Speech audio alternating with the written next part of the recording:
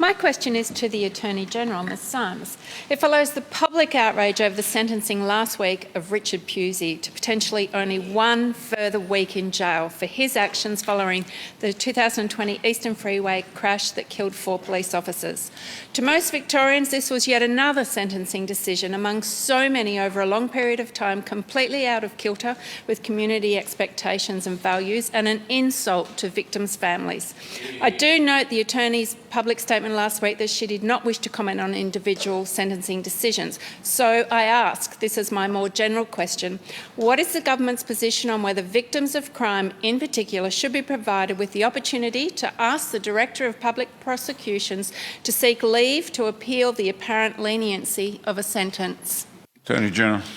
Thank you, President. I thank Ms Maxwell for her question. And at the outset, Ms Maxwell, thank you for your question. In relation to my position on not publicly commenting on individual cases, that's not something new. That was last week. I made that very clear upon being appointed to the position of Attorney-General. I certainly have no intention of compromising the independence of our courts or the DPP by running commentary on sentencing decisions. Nonetheless, of course, I too am very aware of the public opinion in relation to this case. I would point out that the judge's assessment, I think we can all agree with, that Mr Pusey's conduct was callous and reprehensible and had a profound impact on the families of the 4 slain officers who, of course, we paid tribute to with a minute's silence last sitting day. There are no excuses for the conduct of Mr Pusey, and he was rightly condemned by the sentencing judge for it. It's understandable, of course, that this behaviour has provoked a strong and public outcry. I agree with Ms Maxwell that decisions about sentencing must be responsive to community expectations and the values that we share as a society. And as Ms Maxwell has noted, it is critical that our courts can sentence people independently and without political interference. And so I'm sure that's something that this House expects, and indeed the community does. In terms of Ms Maxwell's question in relation about the involvement of victims in decisions made by the DPP, I would like to point out that there's been several changes over recent times to strengthen the roles of victims in criminal trial processes.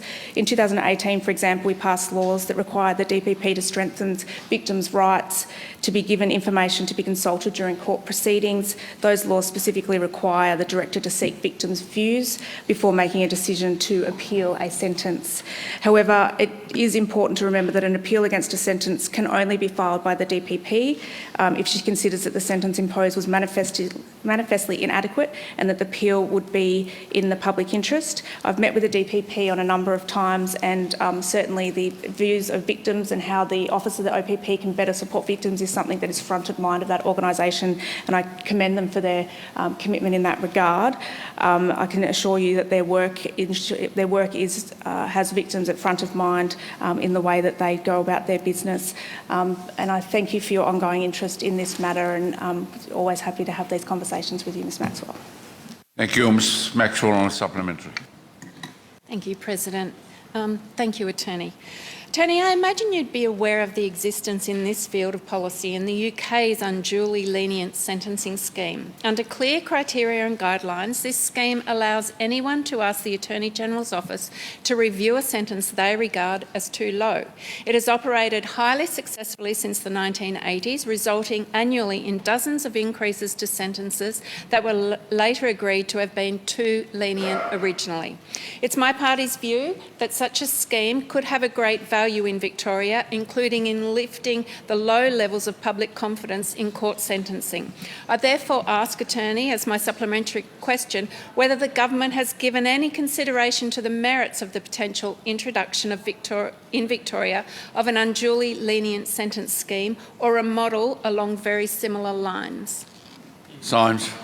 Thank you, President. I thank Ms Maxwell for her supplementary question, highlighting alternative approaches in relation to sentencing appeals and the like. I'm certainly aware of the UK model, but I haven't had extensive briefings on it, nor have I conducted my own independent research. But it is a significant departure from the Victorian model here. I can assure you I get a lot of emails asking me to intervene and personally review cases. It's certainly something that I think the independence of the courts and the Parliament is something that I'm a supporter of. And as I previously said in my answer to your substantive question, the DPP is responsible for reviewing sentences independently and whether or not there should be an appeal.